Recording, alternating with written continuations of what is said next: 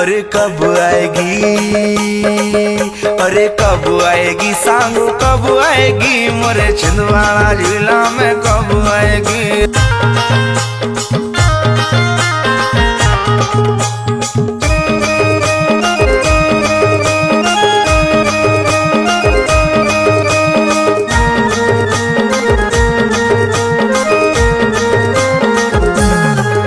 अरे कब आएगी, अरे कब आएगी सांगो कब आएगी, मोरे छिंदवाड़ा जिला में कब आएगी। अरे कब आएगी सांगो कब आएगी, मोरे छिंदवाड़ा जिला में कब आएगी। मैं नहीं आऊंगी भाटो नहीं आऊंगी, तोरे छिंदवाड़ा जिला में नहीं आऊंगी।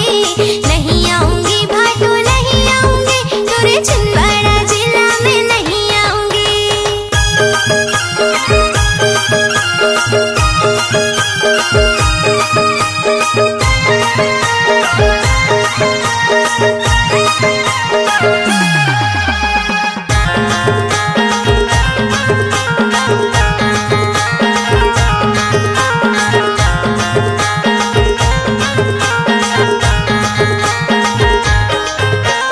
छिंदवाड़ा जिला में देवगढ़ किला हो देवगढ़ किला, अरे छिंदवाड़ा जिला में देवगढ़ किला, देवगढ़ किला।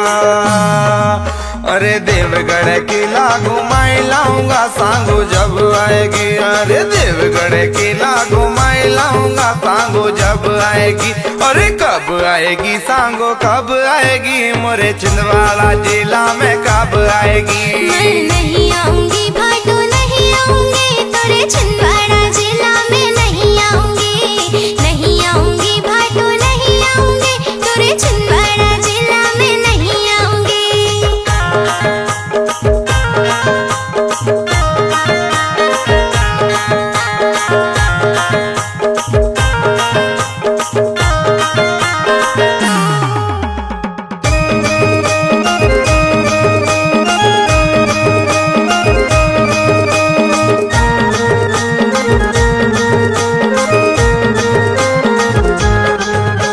छिंदवाड़ा जिला का आदिवासी म्यूजियम, आदिवासी म्यूजियम। छिंदवाड़ा जिला का आदिवासी म्यूजियम, आदिवासी म्यूजियम।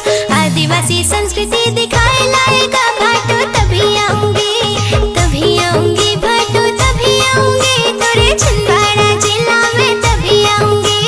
तभी आऊंगी भाटो तभी आऊंगी, तोरे छिंदवाड़ा जिला में तभी आऊंगी। अरे कब आएगी सांगो कब आएगी, मोरे छिंदवाड़ा जिला में कब आएगी।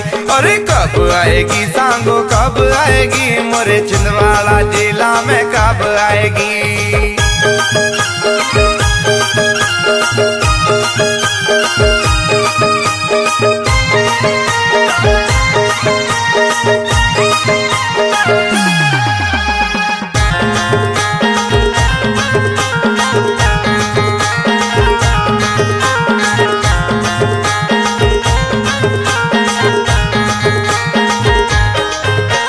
छिंदवाड़ा जिला में बाजार घुमाऊंगा पिक्चर दिखाऊंगा। छिंदवाड़ा जिला में बाजार घुमाऊंगा पिक्चर दिखाऊंगा।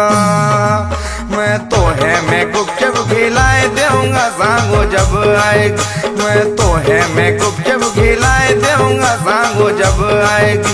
और कब आएगी सांगो कब आएगी, मोरे छिंदवाड़ा जिला में कब आएगी। मैं नहीं आऊंगी भाटो नहीं आऊंगी, तोरे छिंदवाड़ा जिला में नहीं आऊंगी। नहीं आऊंगी भाटो नहीं आऊंगी, तोरे छिंदवाड़ा जिला में नहीं आऊंगी।